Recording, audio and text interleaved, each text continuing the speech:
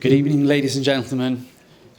Rabbanim friends, thank you all for joining us, and Bruchim Habaim, welcome to Arit, to Aviram, and our guests from Israel who've come to spend some time with us this evening. Welcome to our community. It's difficult for us that we meet you at a time like this, but we really appreciate your bravery in coming here to share your story with us this evening. And we want to thank you for coming, to welcome you with open arms, and to tell you that we're looking forward to hearing what you've got to say, but we're looking forward to praying with you. As a Kehillah together, we've prayed every day since the 7th of October, when we were here in this Beit Knesset on Shmini Atzeret and we heard the terrible news. Every day since then, we've prayed together, having your families and everyone else in mind. And so to be able to pray together is something which is very special for us.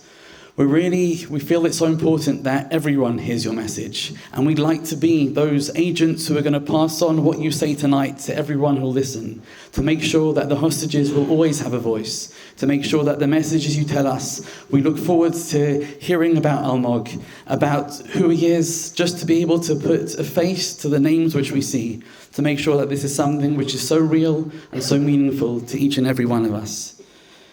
Friends, we pray together every day, and someone from the community asked me recently, he said, do you think the hostages in Gaza know that we're praying for them? Do you think they know? And I said, it's a good question, but I think every Jewish person knows that being part of Am Yisrael means that Kol Yisrael Arevim Zeh Bazeh. We are all there for each other. Everyone who's met someone else knows that we care about each other, and no matter where you are, we'll always be there together with each other, reaching out to each other, showing everyone how much we care. So just before we begin the proceedings of hearing from our guests this evening, I'd invite you all to come to pray, to say tefillot together with me. There are cards on the desks being handed out. There should be a few there. What we're going to do is these are Tehillim, which we normally say, Psalms 121, 125, and then Achenu. And our custom is to say these psalms. There should be some on the edges of each row to be passed around. We'll recite them line by line, phrase by phrase, the Tehillim. And then when we come to Achenu, we'll sing it together. Friends, I know that there are some of you who are used to saying these prayers. Please do join in. If they're unfamiliar to you, what I'd ask is what we do is we have in mind, particularly when we come to Achenu, the prayer of unity, the prayer where we remember that we reach out and we stand together with everyone who's going through difficulty and distress.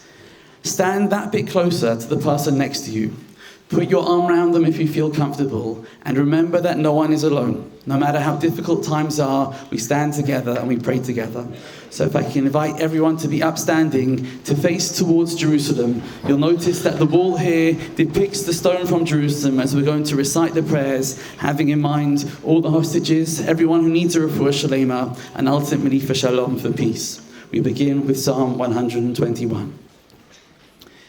Shir lamalos, esainai el heharim, me'ayin yavo Ezri, Ezri me'im Adonai, Oseh shamayim va'aretz, al yitein lamot raglecha, al yanum shomerecha, Hine lo yanum velo yishan Shome Yisrael Adonai shomrecha Adonai tzilecha Al yad yaminecha Yomam hashemesh Lo yakeka V'yareyach balayla Adonai Yishmarcha mikal ra Yishmar es nafshecha Adonai Yishmar tzeisecha uvoecha Meyata v'yadoi laham. Continuing with Psalm 125.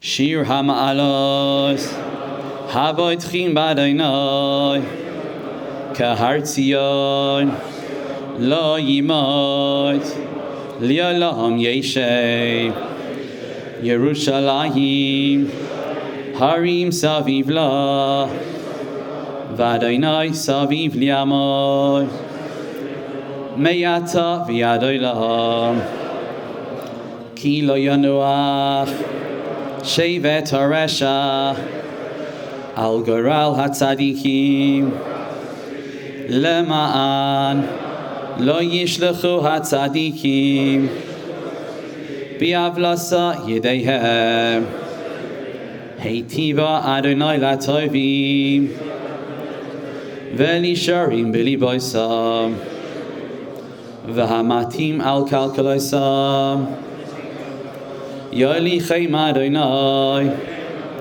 espalei ha'aven shalom al Yisroel. Can I invite my rabbinic colleagues to come up and join me together as we stand and we sing Achenu. As I say, when we sing Achenu, I want you to remember that no one is ever alone. We say this prayer together. We say this prayer knowing that there are people who are in need of our comfort, of our suffering, who need to be taken out from distress as soon as possible. So stand next to the person next to you. If you're comfortable, put your arm around them and remember that as we sing together, no one should ever feel alone.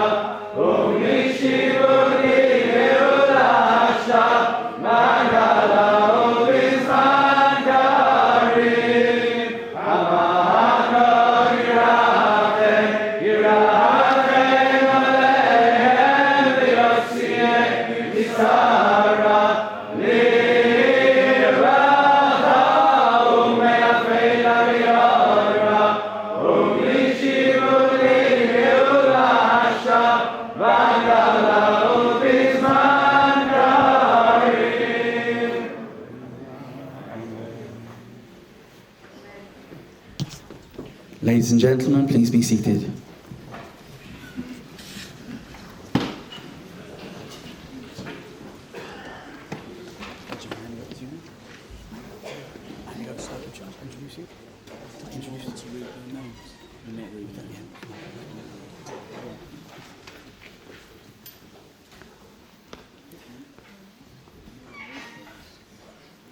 Friends, it's now my pleasure to hand over to Benjamin, who's going to introduce the rest of the evening.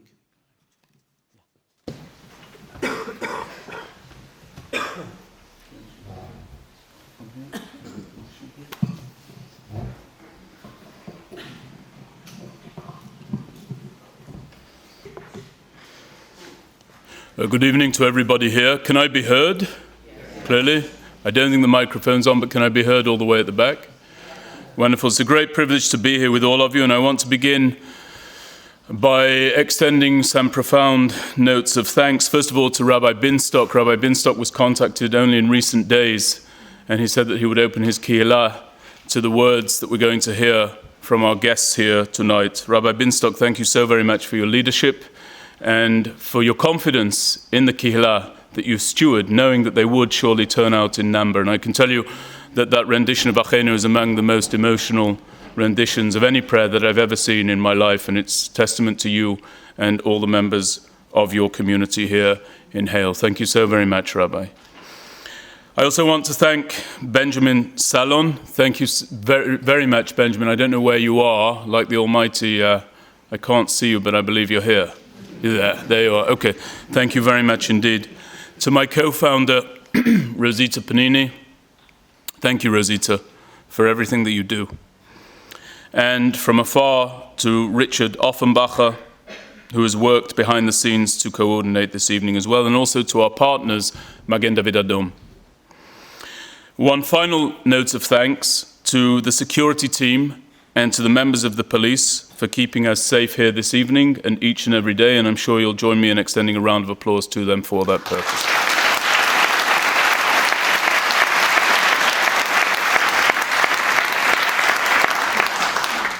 Some of you may already be wondering what it is that you can do in order to assist with this dreadful crisis into which our guests here tonight have been thrust. One thing that you can do is donate directly to their cause, not to our cause, not to the Miriam Institute, but to their cause. You can do that by way of the purchase of a bracelet. The bracelets are selling for £5 each. You can also do that by way of a purchase of a diskit, or what you call a dog tag, I believe here, the ID tag that soldiers wear in the Israel Defense Forces. Those are selling at £10, and you can, of course, add to whatever that amount is as you see fit, and to give whatever is on your heart to give. Those are outside, and Rabbi, I believe that we're taking the names and people can register. Where can they register for that? Outside, there's a list. Please write your names and we will collect your donation later on. It's very, very important that they be supported because, quite frankly, they are here under their own power. The Israeli government did not finance this. They did not fund this. They are here under their own power, and they need your help and they need your support, as you would want to be helped and supported were you to be thrust into such a dreadful, dreadful dynamic. Our guests here today are Orit Meir. She is the mother of Almog. You're going to see a video in short order in which Almog is featured. Almog was kidnapped on October the 7th during the course of what was the most horrific rampage against the Jewish people since the horrors of the Holocaust. Since that day, he has been held by Hamas terrorists inside the Gaza Strip. No visitation from the International Red Cross. No proof of life has been provided whatsoever, except for a video that was cynically filmed by the terrorists of Hamas, showing Almog bound, frightened, covering his face, and that video has been seen by his mother, and that video has also been seen by his uncle Aviram Meir, who is here with us today as well. Aviram Meir is a former officer in Sayeret Matkal. For those of you who may not be familiar with Sayeret Matkal was the military unit that brought back the hostages from Entebbe. It's to that unit, though not that raid, to which this gentleman was assigned during his military career. And I mention it because it is a total inversion of what is within this man's better nature, that he has to come to the general public and seek their help and their assistance, rather than be able to take matters into the hands of himself and his comrades who know to do that work of God, which is to protect the citizens and the civilians of the State of Israel. Both of them are going to be speaking to you here tonight. This will be the final presentation that they give during the course of their visit here to the United Kingdom, that has included talks to members of the House of Lords and the Parliament, to influencers and community members down in London. Our organization has handled delegations of generals, heads of Mossad, politicians, diplomats. We've never had as challenging and as difficult a delegation as this one, because the responsibility that these individuals carry upon their shoulders is the most profound of all, that of maintaining and fighting for the very life of a dear family member. I cannot imagine a bond stronger than that between a mother and her son. Doron Lipstein, who was supposed to be with us tonight, was not able to appear because he, having lost 4 members of his family by way of them being murdered on October the 7th, felt compelled to return to his mother in the State of Israel today, and he apologizes for not being with us. Here in the United Kingdom, marches in support of Hamas after the events of October the 7th are taking place too regularly, too unabashedly, and without sufficient shame. There are too many people within the borders of this great country who paraded in the most militant of fashions in support of an organization that has raped, decapitated, murdered, and kidnapped our people and our unborn children. A baby was born inside the Gaza Strip just last week in captivity. The readiness of those people to march in such a depraved manner draws to my memory the three-stanza poem composed by Amir Gilboa, a poet from Ukraine who moved to what was then Palestine. And he said, when it came to the attitudes of the nations of the world towards the Jewish people, quote, Im yaroni etz v'omar etz yomru etz. Im yaroni even v'omar even yomru even. Ach im yaroni dam v'omar dam yomru tzeva. What Gilboa wrote was that if the nations of the world showed him as a Jew a tree, and he concurred that it was a tree, they'd say, yes, it's a tree.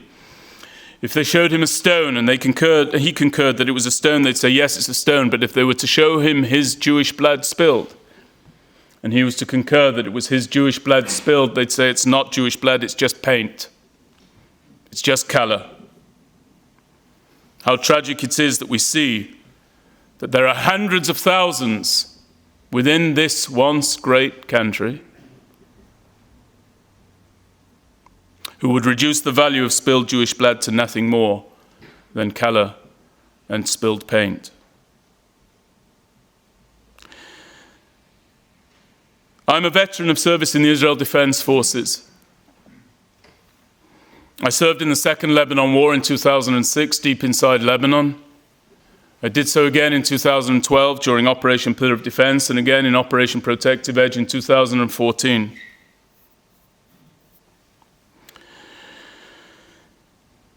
I went to the Israel Defense Forces in no small part because my family fell victim to dreadful anti-Semitism here in the United Kingdom, in this very city, in the area of Krempsel.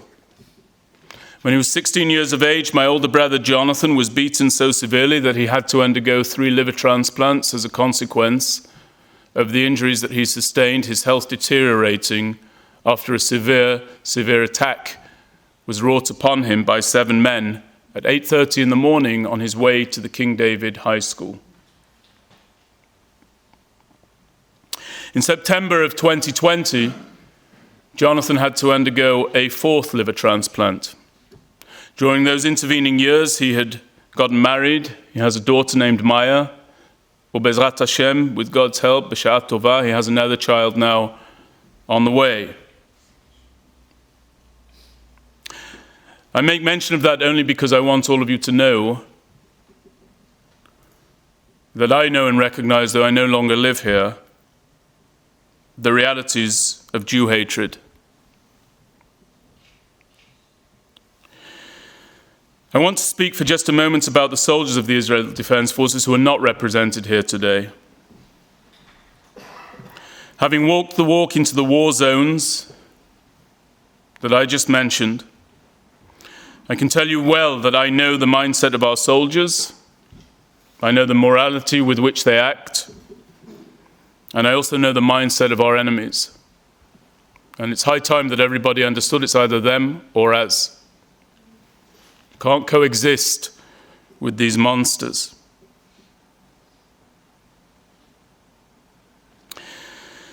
My dear brother, the youngest of the 7 siblings, Alexander, is inside the Gaza Strip now as I speak to you, he having been drafted as a tank driver. And I believe that he's exactly the right man in exactly the right place at the right time doing the right thing, fighting for the people in the state of Israel. I'm proud of him. And I'm proud of all of those by whom he is surrounded. I want to conclude with 2 quick points before we bring up the family members to talk to you.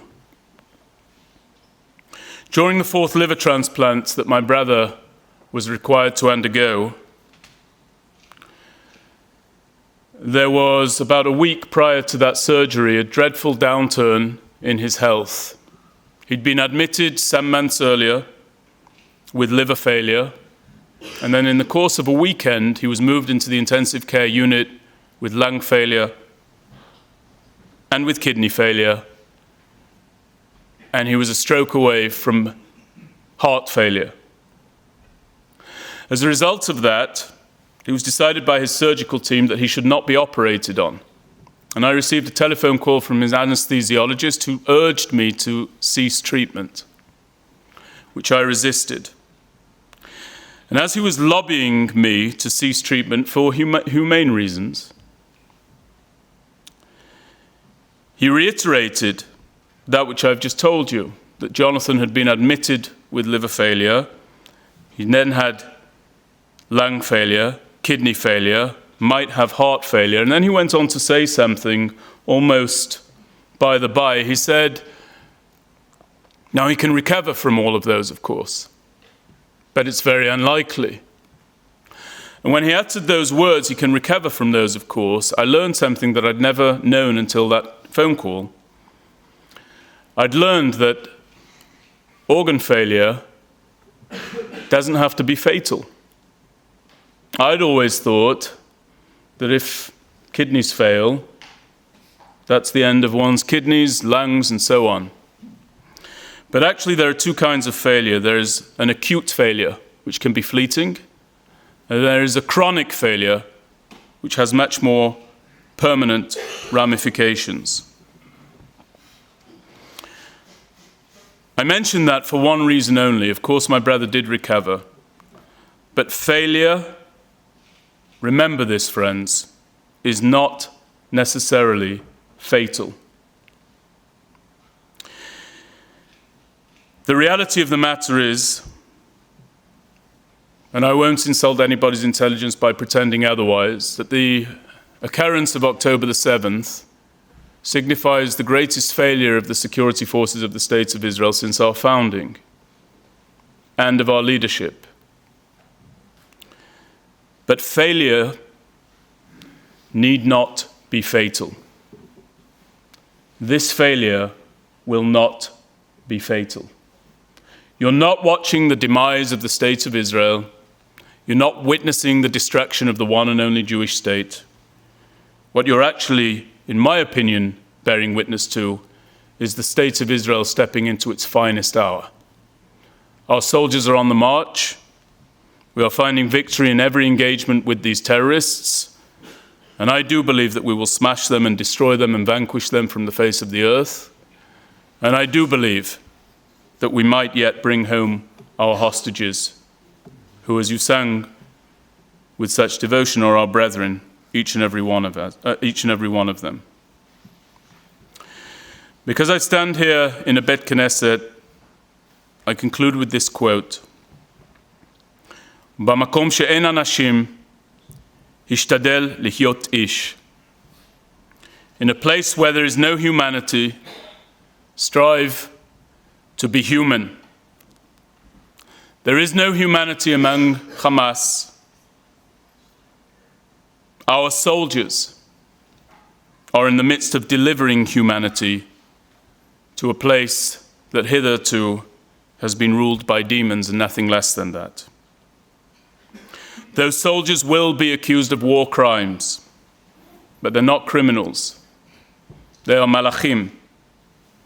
They're angels who are marching where humans dare not tread. One final personal note.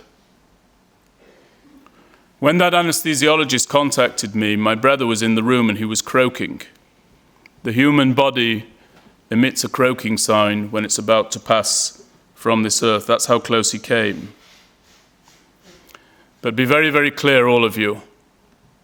The Israel Defense Forces is not croaking.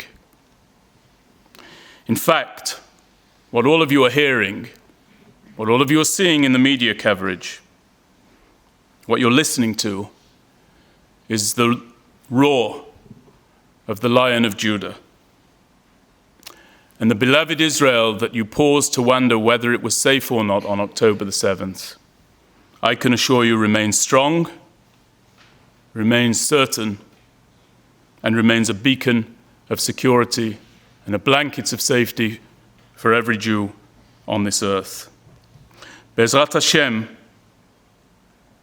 with God's help, אנחנו ננצח, we will win, and we will, one day, not this day, but one day, realize our most profound prayer, that of knowing Shalom al Yisrael, peace over Israel. I thank you, and I ask you to join me as I invite our guests to the stage.